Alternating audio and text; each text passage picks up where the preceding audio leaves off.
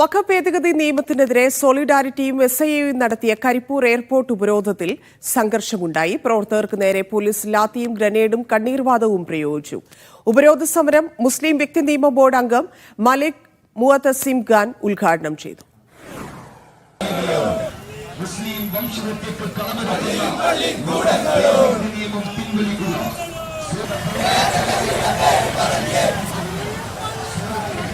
വഖഫ് ഭേദഗതി നിയമത്തിനെതിരെ solidarity youth movement SIO സംസ്ഥാന കമ്മിറ്റികൾ നടത്തിയ കരിപ്പൂർ എയർപോർട്ട് ഉപരോധത്തിന് നേരെയാണ് പോലീസ് നടപടി. കൊളത്തൂർ ജംഗ്ഷനിൽ നിന്ന് തുടങ്ങിയ മാർച്ച് നുഅ്മാൻ ജംഗ്ഷനിൽ പോലീസ് ബാരിക്കേഡ് കെട്ടി തടഞ്ഞു. പോലീസ് നിയന്ത്രണം ഭേദിക്കാൻ ശ്രമിച്ച പ്രവർത്തകർക്ക് നേരെ പോലീസ് ലാത്തി വീശി.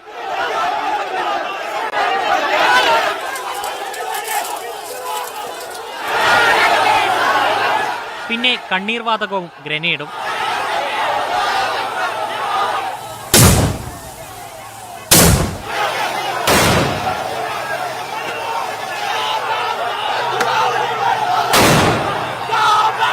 ഉപരോധ സമരം മുസ്ലിം വ്യക്തി നിയമ ബോർഡ് അംഗം മലിക് മുഅത്തസിം ഖാൻ ഉദ്ഘാടനം ചെയ്തു. വഖഫ് ഭേദഗതി നിയമം ഭരണഘടനാ മൂല്യങ്ങൾക്കെതിരെയുള്ള കരിനിയമമാണെന്ന് അദ്ദേഹം പറഞ്ഞു. अमेंडमेंट एक्ट 2025 ये मुल्क के अंदर देश के अंदर एक सियाह काला कानून है. വഖഫ് നിയമ ഭേദഗതിയെ അനുകൂലിക്കുന്നവർ കേരളത്തിലെയോ ഇന്ത്യയിലെയോ ഭൂരിപക്ഷ ക്രൈസ്തവരുടെ നേതാക്കളല്ലെന്ന് ഫാദർ YT വിനയരാജ്.